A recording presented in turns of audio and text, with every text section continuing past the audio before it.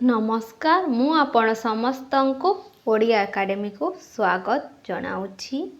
आज आम नाट्यकाल कालीचरण पट्टनायक का नाटक विषय रे किछि आलोचना करिबा। एहा पूर्वरु जदि आपण माने चैनल टी को सब्सक्राइब करि नाहंती ताहले प्रथमे चैनल टी को सब्सक्राइब करि दियंतु। नाट्यकार कालीचरण पट्टनायक ओडिया नाट्य साहित्य जगत रे कवि कालीचरण पट्टनायक प्रतिभा और प्रतिष्ठा सुदूर प्रसारी। कटक जिल्लार बड़म्बागढ़ हेउची तांकर जन्मस्थान। से कटक जिल्लार बड़म्बागढ़ ठारे जन्मग्रहण करथिले। रासदलर ध्वंसावशेष रे 1939 मसीहारे कालीचरण ओडिशा थिएटर प्रतिष्ठा करथिले। से रासदलर ध्वंसावशेष रे 1939 मसीहारे ओडिशा थिएटर प्रतिष्ठा करथिले। ओडिशा थिएटर आधुनिक ओडिया नाटकर अग्रगति रे एक विशेष भूमिका ग्रहण करथिला। एही ओडिशा थिएटर आधुनिक ओडिया नाटकर अग्रगति रे एक विशेष भूमिका ग्रहण करथिला। 1939 रु 1949 मसीहा पर्यंत दीर्घ 10 वर्ष मध्य एही मंच ओडिशार सांस्कृतिक जीवनर केन्द्रस्थली होई रहिथिला। 1939 मसीहा रु 1949 मसीहा पर्यंत दीर्घ 10 वर्ष ओडिशा थिएटर सांस्कृतिक जीवनर केन्द्रस्थली होई रहिथिला। से नाटक रचना सहित 14 खंड लीला रचना करिसंती। मात्र कालीचरण ग्रंथावली रे 9टी लीला स्थान पाइछि। से 14 खंड लीला रचना करिथिले मध्य तांक कालीचरण ग्रंथावली रे 9टी लीला स्थान पाइछि। तांकर समस्त लीलार नायक हेउचंती श्रीकृष्ण। कविचंद्रंक प्रकाशित लीला हेला कलंक भंजन, दारिद्र्य भंजन, मिलन माधुरी, श्रीराधा, बांसरी विलास, कौतुक चिंतामणि, वन विहार, विद्यावली, गीत गोविंद, प्रीति सुधाकर, मानिनी, लक्ष्मी, आखिर देखा।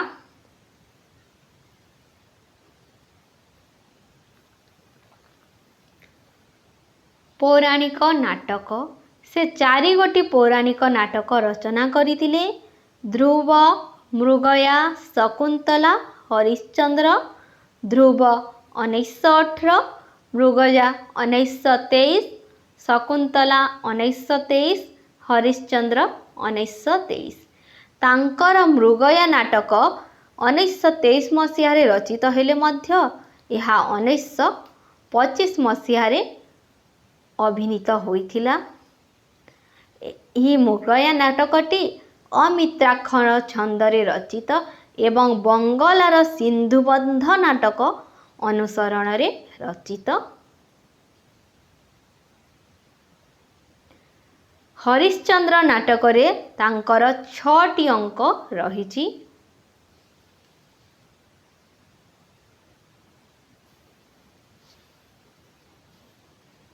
प्रतिशोध यह हेउची प्रथम सामाजिक नाटक। प्रतिशोध हेउची प्रथम सामाजिक नाटक। यह 1933 बा 34 मसीह रचित होइतिला। प्रतिशोध 1933 बा 1934 मसीह रचित होइतिला। यह 1937 मसीह मंचस्थ होइतिला एवं 1937 मसीह मंचस्थ होइतिला। आहुति यह द्वितीय सामाजिक नाटक। प्रतिशोध हेउची प्रथम सामाजिक नाटक। आहुति द्वितीय सामाजिक नाटक। 3 अंकर यही नाटक। आहुति नाटक 3 अंकर। चरित्र हेउची अशोक और शांति। नायक अशोक और नायिका शांति। जाति प्रथार कुपरिणाम संपर्क रे एठारे नाट्यकार आलोचना करिसंती।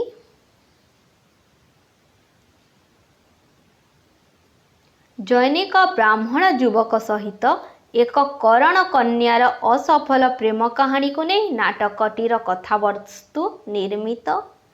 ନାୟିକା ଶାନ୍ତିର ମୃତ୍ୟୁ ପରେ ନାୟକ ଅଶୋକ ନାୟିକା ଶାନ୍ତିର ମୃତ ଶରୀରକୁ ଧରି ସମୁଦ୍ର ଭିତରକୁ ପ୍ରବେଶ କରିଛି। ଏହି ବିଷୟବସ୍ତୁଟିକୁ ନେଇ ଏହି ନାଟକ ରଚିତ ହୋଇଛି। Girls school 1942। ଏହା ହେଉଛି ତୃତୀୟ ସାମାଜିକ ନାଟକ। ପ୍ରଥମ ପ୍ରତିଶୋଧ ଏବଂ ଦ୍ୱିତୀୟ ସାମାଜିକ ନାଟକ ହେଉଛି ଆହୁତି। ତୃତୀୟ ସାମାଜିକ ନାଟକ ଗାର୍ଲସ ସ୍କୁଲ। ତୃତୀୟ ସାମାଜିକ ନାଟକ ହେଲେ ହେଁ ଏହା ଓଡ଼ିଶା ଥିଏଟରର ପ୍ରଥମ ଅଭିନୀତ ସାମାଜିକ ନାଟକ। ଏହା ଗାର୍ଲସ ସ୍କୁଲ ଓଡ଼ିଶା ଥିଏଟରର ପ୍ରଥମ ଅଭିନୀତ ସାମାଜିକ ନାଟକ। 5 ଅଙ୍କ ବିଶିଷ୍ଟ ନାଟକଟିର କଥାବସ୍ତୁ ହେଉଛି ଏକ ସାଧାରଣ ପ୍ରଣୟ କାହାଣୀ।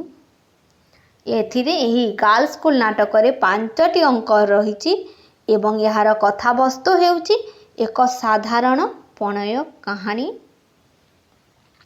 ଚରିତ୍ର ଏଥିରେ ରହିଛନ୍ତି ସାଗର, ରସିକ, ବେଲା ଓ ରେଣୁ। ସାଗର, ରସିକ, ବେଲା ଓ ରେଣୁ ଏମାନଙ୍କ ପ୍ରଣୟ, ବିଚ୍ଛେଦ ଏବଂ ମିଳନକୁ ନେଇ ହିଁ ନାଟକ ରଚିତ। ଏଥିରେ ପୁଣି ସନାତନ ଆଦର୍ଶର ଇଙ୍ଗିତ ଦିଆଯାଇଛି। ଦେହବାଦର ନିନ୍ଦାଗାନ କରି ନାୟିକା ନାୟକ ପୁଣି ଗାନ୍ଧୀବାଦର ଆଦର୍ଶରେ ଦୀକ୍ଷିତ ହୋଇ ପଲ୍ଲୀ ଉନ୍ନୟନରେ ଜୀବନ ଉତ୍ସର୍ଗ କରିବା ଦେଖାଇ ଦିଆଯାଇଛି। ଇଂରାଜୀ ଶିକ୍ଷା ଏ ଦେଶର ତରୁଣ ସମ୍ପ୍ରଦାୟକୁ ଯେଉଁଭଳି ବିଶୃଙ୍ଖଳିତ କରିଥିଲା ତାହା ଏଥିରେ ବର୍ଣ୍ଣିତ। ଓଡ଼ିଶା ଥିଏଟର ପ୍ରଥମ ଥର ପାଇଁ ନହେଲେ ମଧ୍ୟ କଟକ ମଞ୍ଚରେ ପ୍ରଥମ ଥର ପାଇଁ ଅଭିନେତ୍ରୀମାନଙ୍କୁ ଅଭିନୟର ସୁଯୋଗ ଦେଇଥିଲା। କାଳୀଚରଣ ପ୍ରବର୍ତ୍ତନ କଲେ କଭର ସିନ୍ ପ୍ରବର୍ତ୍ତନ କରିଥିଲେ। ପରିବର୍ତ୍ତନ 1943।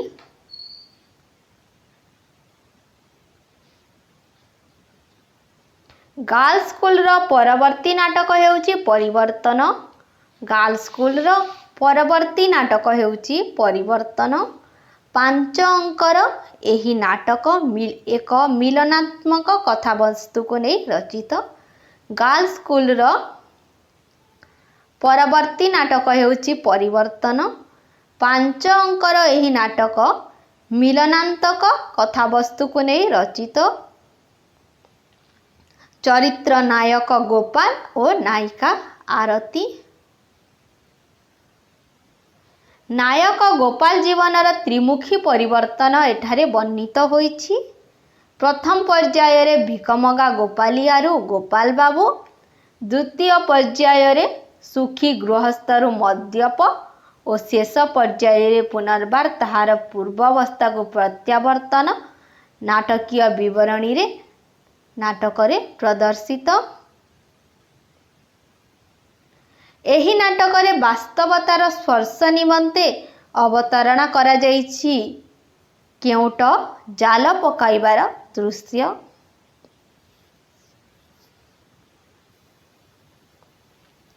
ଚୁମ୍ବନ 1942। ନାଟ୍ୟକାରଙ୍କ ପଞ୍ଚମ ସାମାଜିକ ନାଟକ ହେଉଛି ଚୁମ୍ବନ। ଏହା 1942 ମସିହାରେ ରଚିତ ହୋଇଥିଲା। ଓଡ଼ିଶା ଥିଏଟରରେ ଏହି ନାଟକ ପରିବେଷିତ ହୋଇଥିଲା। ଏହି ନାଟକ ଚୁମ୍ବନ ନାଟକ ଓଡ଼ିଶା ଥିଏଟରରେ ପରିବେଷିତ ହୋଇଥିଲା।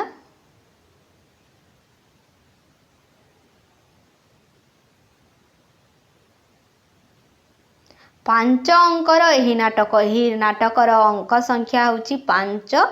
ଚରିତ୍ର ହେଉଛନ୍ତି ମଦନ, ପ୍ରେମ, ଶ୍ୟାମସୁନ୍ଦର ଓ ମେନକା।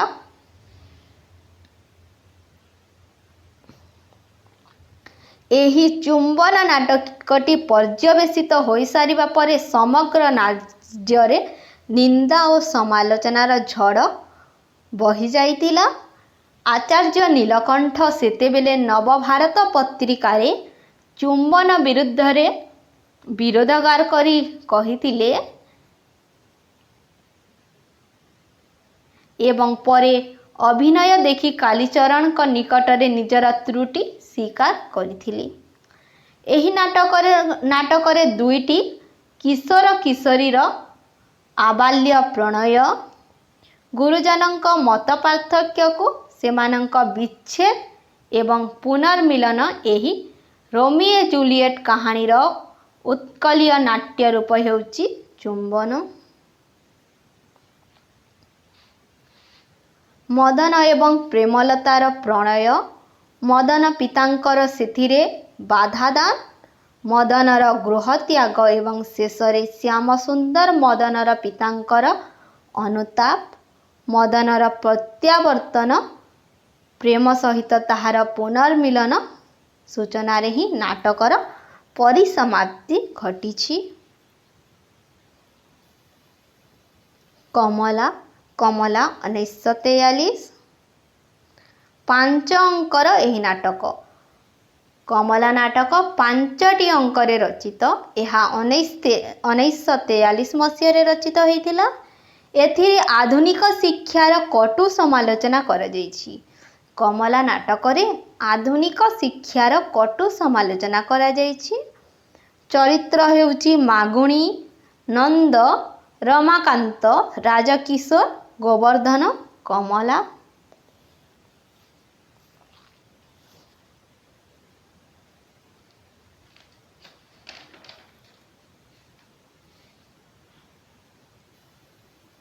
भात 1944 5 अंकर एही नाटक भात नाटक 1944 मसीह रचित होइथिला। एहार अंक संख्या हेउछि 5टी अंकरे यह रचित। यह एक सार्थक सामाजिक और समस्यामूलक नाटक। भात हेउछि एक सामाजिक और समस्यामूलक नाटक। एही नाटकर कथावस्तु को मुख्यतः 2 भागरे विभक्त करा जाय पारे। प्रथम भागरे थिलावाला सहित नथिलावालार संघर्षर अवतारण करी समस्यार समाधान और द्वितीय भागटी आदर्शवाद मध्य दे समस्यार समाधान। प्रथम भागरे थिलावाला सहित नथिलावालार संघर्षर अवतारणा करी समस्यार समाधान और द्वितीय भागरे आदर्शवाद मध्य दे समस्यार समाधान। चरित्र हेउछि वीर विक्रम जयी रंभा। अत्याचारी जमीदार पुत्र विक्रमंक पुत्र जयी सहित दरिद्र मूलियाणी रमार प्रणय और जमीदारंक चक्रांतरे रंभार आत्मगोपन एवं शेषरे जयी सहित रंभार मिलन को नहीं नाटकर कथावस्तु परिकल्पित। भात निमंते जमीदार को प्रजा मानकर प्रार्थना एवं जमीदारंक प्रत्याख्यान मध्य नाटकीय संघर्षर बीज उत्पन्न होइछि। भात नाटक संपर्क रे सालला देवी मंतव्य देइछंती। नाटक तांकर क्षुद्र विषय वस्तु ग्रहणर पथ बधुर जटिल नुहे। केतेक समालोचक नाटकटीर नामकरण रे तत्कालीन हिंदी चलचित्र रोटीर तथा विषय वस्तु रे कंगन चलचित्रर प्रभाव खोजी पाइछंती। केतेक समालोचक तांकर भात नाटकटीर कथावस्तु तत्कालीन चलचित्र रोटीर तथा कंगन चलचित्रर बोली मत दियंती। भात नाटकटी सतरात्रि उजागरर दीपावली जालिछि। एही भात नाटकटी 100 रात्रि अभिनीत होइथिला। बनमाला 1944 5 अंकर एही नाटक। चरित्र हेउछि बनबिहारी ଜଗଦୀଶ, ମାଲା ଓ ରାମଚନ୍ଦ୍ର। ନାୟକ ନାୟିକାଙ୍କ ଯୁଗ୍ମ ନାମରେ ନାଟକର ନାମକରଣ କରାଯାଇଛି। ନାୟକ ବନବିହାରୀ ଓ ନାୟିକା ମାଲାର ଯୁଗ୍ମ ନାମରେ ନାଟକଟିର ନାମକରଣ କରାଯାଇଛି। ପିତୃମାତୃହୀନ ଜମିଦାର ପୁତ୍ର ବନବିହାରୀ ସହିତ ଜଗଦୀଶଙ୍କ କନ୍ୟା ମାଲାର ବିବାହ ପ୍ରାୟ ଏଥିରେ ସ୍ଥିର ହୋଇଥିଲା। ବେକାର 1945 ମସିହା। ଚରିତ୍ର ଜଗମୋହନ ଓ ଛାୟା। ନାୟକ ଜଗମୋହନ ବିଲାତ ଫେରନ୍ତା ହେଲେ ସୁଦ୍ଧା କିପରି ଏ ଦେଶ ଓ ମାଟିର ସେବା ନିମନ୍ତେ ଜୀବନ ଉତ୍ସର୍ଗ କରିଛନ୍ତି ତାହା ହିଁ ନାଟକରେ ଦେଖାଇ ଦିଆଯାଇଛି। ହରଣଚାଲ 1946 ମସିହା। 5 ଅଙ୍କର ଏହି ନାଟକ। ଚରିତ୍ର ହେଉଛି ରମେଶ, କାହ୍ନୁବାବୁ, ବାସନ୍ତୀ, ପରେଶ। ନାଟକଟିର କଥାବସ୍ତୁ ହେଉଛି ପିତୃମାତୃହୀନ ରମେଶ ସହିତ କାହ୍ନୁଚରଣଙ୍କ କନ୍ୟା ବାସନ୍ତୀର ବାଲ୍ୟ ପ୍ରଣୟ, ଜ୍ୟୋତିଷର ପରାମର୍ଶରେ ଜମିଦାରଙ୍କ ଚକ୍ରାନ୍ତ, ରମେଶର ଦୁରାବସ୍ଥା ଏବଂ ଶେଷରେ ବନ୍ଧୁ ପରେଶର ସହାୟତାରେ ନାୟକ ନାୟିକାଙ୍କର ମଧୁର ମିଳନରେ ନାଟକଟିର ପରିସମାପ୍ତି ଘଟିଛି। ରକ୍ତମାଟି 1947।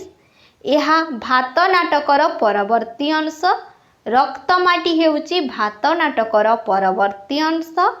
ଏହି ନାଟକରେ ପୁଞ୍ଜିପତି ଓ ଶ୍ରମିକର ସଂଘର୍ଷର ଚିତ୍ର ଅଙ୍କିତ ହୋଇଛି। ଏହି ନାଟକରେ ପୁଞ୍ଜିପତି ଓ ଶ୍ରମିକର ସଂଘର୍ଷର ଚିତ୍ର ଅଙ୍କିତ ହୋଇଛି। ଚରିତ୍ର ନାୟକ ବିଜୟ, ନାୟିକା ଲତା, ରାମ ପ୍ରଧାନ, ଦାମବାବୁ, ବିଶୁବାବୁ, ଶ୍ୟାମବାବୁ। ସନ୍ଧାନ 1953। ଏହା ତାଙ୍କର ସନ୍ଧାନ ନାଟକ 1953 ମସିହାରେ ରଚିତ ହୋଇଥିଲା। 2 ଅଙ୍କର ଏହି ନାଟକ ଅନ୍ନପୂର୍ଣ୍ଣା ବି ଗ୍ରୁପ୍ ମଞ୍ଚରେ ଅଭିନୀତ ହୋଇଥିଲା। ତାଙ୍କର ସନ୍ଧାନ ନାଟକ ଅନ୍ନପୂର୍ଣ୍ଣା ବି ଗ୍ରୁପ୍ ମଞ୍ଚରେ ଅଭିନୀତ ହୋଇଥିଲା। ଚରିତ୍ର ପ୍ରିୟନାଥ, ମଧୁବାବୁ, ମଣି। ନାୟକ ପ୍ରିୟ ଏବଂ ନାୟିକା ମଣିର ଏକ ସାଧାରଣ ପ୍ରଣୟ କାହାଣୀକୁ ନେଇ ଏହି ନାଟକ ରଚିତ।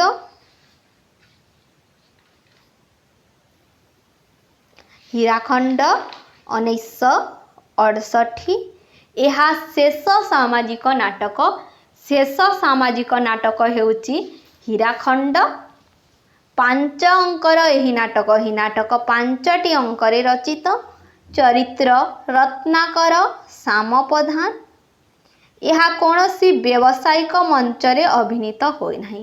ତାଙ୍କର ହୀରାଖଣ୍ଡ ନାଟକ କୌଣସି ବ୍ୟବସାୟିକ ମଞ୍ଚରେ ଅଭିନୀତ ହୋଇନାହିଁ। ଅଭିଯାନ 1946। ଅଭିଯାନ 1946 ମସିହାରେ ରଚିତ ହୋଇଥିଲା। ଏହା 4 ଅଙ୍କର ନାଟକ। ପୁରୁଷୋତ୍ତମଙ୍କ କାଞ୍ଚି ବିଜୟ କାହାଣୀକୁ ନେଇ ନାଟକଟି ପରିକଳ୍ପିତ। କବିଚନ୍ଦ୍ରଙ୍କ ଜାତୀୟତାବୋଧ ଅଭିଯାନ ନାଟକର ପ୍ରାରମ୍ଭରେ ବ୍ୟବହୃତ ହେଉଥିବା 500 ବରଷ କଥା ସଙ୍ଗୀତଟି ମାଧ୍ୟମରେ ପ୍ରକଟିତ। ସେ ଏହି ନାଟକରେ ପୁରୁଷୋତ୍ତମ ଦେବ କିପରି କାଞ୍ଚିକୁ ବିଜୟ କରିଥିଲେ ବର୍ଣ୍ଣନା କରିଛନ୍ତି। ରକ୍ତ ମନ୍ଦାର 1952। କିମ୍ବଦନ୍ତୀ ଆଧାରିତ ନାଟକ ହେଉଛି ରକ୍ତ ମନ୍ଦାର। ଅନ୍ନପୂର୍ଣ୍ଣା ବି ଗ୍ରୁପ୍ ମଞ୍ଚରେ ଅଭିନୀତ ହୋଇଥିଲା। ରକ୍ତ ମନ୍ଦାର ନାଟକଟି ଅନ୍ନପୂର୍ଣ୍ଣା ବି ଗ୍ରୁପ୍ ମଞ୍ଚରେ ଅଭିନୀତ ହୋଇଥିଲା। ସାମନ୍ତଙ୍କର ଶୋଚନୀୟ ମୃତ୍ୟୁ। ବାଙ୍କୀ ରାଜା ସାମନ୍ତଙ୍କ ଶୋଚନୀୟ ମୃତ୍ୟୁ ପରେ ବାଙ୍କୀ ରାଣୀ ଖୋର୍ଦ୍ଧା ସୀମା ବିବାଦକୁ ନେଇ ଏହି ନାଟକଟି ରଚିତ। ବାଙ୍କୀ ଏବଂ ଖୋର୍ଦ୍ଧାର ସୀମା ବିବାଦରେ ବାଙ୍କୀ ରାଜା ସାମନ୍ତଙ୍କ ଶୋଚନୀୟ ମୃତ୍ୟୁ ଏବଂ ପରେ ବାଙ୍କୀ ରାଣୀ ସୁକଦେଈଙ୍କ ନେତୃତ୍ୱରେ ବାଙ୍କୀ ସୈନ୍ୟବାହିନୀ ଦ୍ୱାରା ଖୋର୍ଦ୍ଧା ରାଜାଙ୍କ ପରାଜୟ ଏଥିରେ ବର୍ଣ୍ଣିତ ହୋଇଛି। ଏଥିରେ ବାଙ୍କୀ ରାଣୀ ସୁକଦେଈଙ୍କ ନେତୃତ୍ୱରେ ଖୋର୍ଦ୍ଧାର ପରାଜୟ ବିବରଣୀ ବର୍ଣ୍ଣିତ ହୋଇଛି। ମାଳତୀ 1965 2 ଅଙ୍କର ଏହି ନାଟକ। ମାଳତୀ ନାଟକ ହେଉଛି 2ଟି ଅଙ୍କରେ ରଚିତ। ଏହାର କଥାବସ୍ତୁ ହେଉଛି ବର୍ଗୀ ଆକ୍ରମଣରେ ନରସିଂହପୁର ନରେଶ ମନ୍ମଥଙ୍କ ରାଜତ୍ୟାଗ ଏବଂ ଶେଷରେ ଅନୁରକ୍ତ ରାଜଭ୍ରାତା ଭାନୁ ମଙ୍ଗରାଜଙ୍କ ସାହସିକତା ତଥା ଆତ୍ମତ୍ୟାଗ ଫଳରେ ମରହଟ୍ଟା ସର୍ଦ୍ଦାର ଶାଖାରାମଙ୍କ ପରାଜୟ ବର୍ଣ୍ଣନ, ମନ୍ଦରଧରଙ୍କ ରାଜ୍ୟପ୍ରାପ୍ତି ପ୍ରଭୃତି ଏହି ନାଟକରେ ବର୍ଣ୍ଣିତ ହୋଇଛି।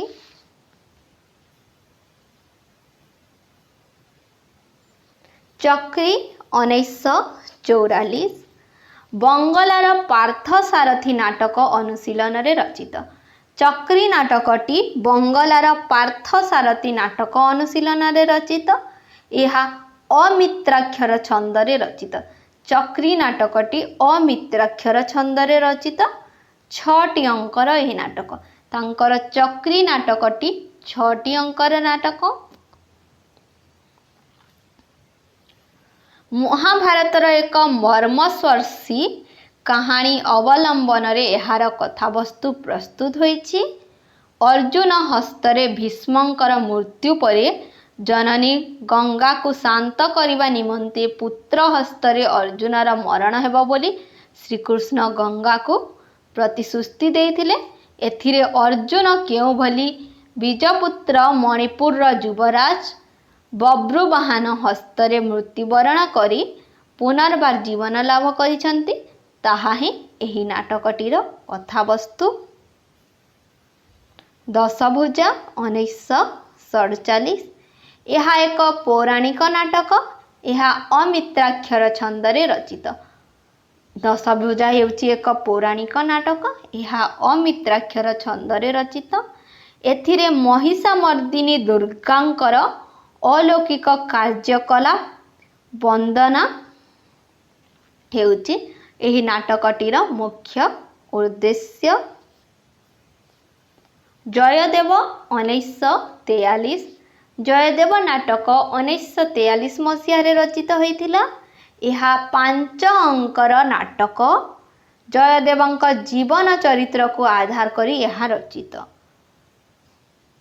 ଏହି ନାଟକଟିର କଥାବସ୍ତୁ ହେଉଛି ପଦ୍ମାବତୀଙ୍କ ସହ ଜୟଦେବଙ୍କର ବିବାହ, ଗୀତ ଗୋବିନ୍ଦ ରଚନା, ପୁରୀ ଆଗମନ ଏବଂ ଜଗନ୍ନାଥ ଦର୍ଶନ, ଅନ୍ଧକୁ ଚକ୍ଷୁଦାନ, କବି ହିସାବରେ ଜୟଦେବଙ୍କର ସ୍ୱୀକୃତି ଲାଭ ଘଟଣାବଳୀର ନାଟକୀୟ ରୂପ ହିଁ ଆଲୋଚ୍ୟ ନାଟକଟିରେ ପ୍ରଦତ୍ତ ହୋଇଛି।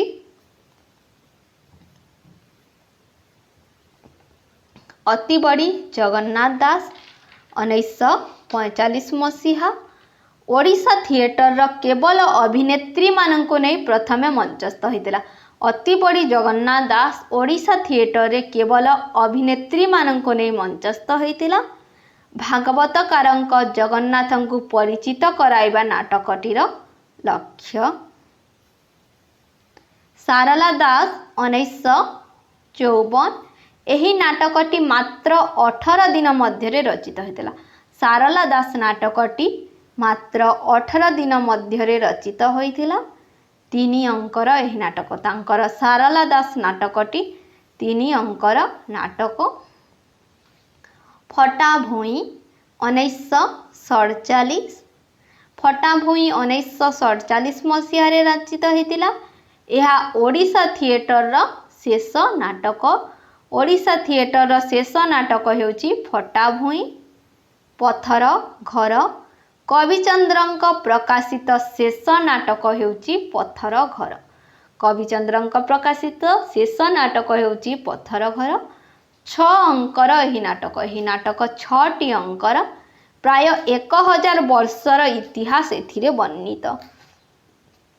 1 वर्षर इतिहास को नहीं रचित होइतेबा नाटकटी हेउची पथर घर।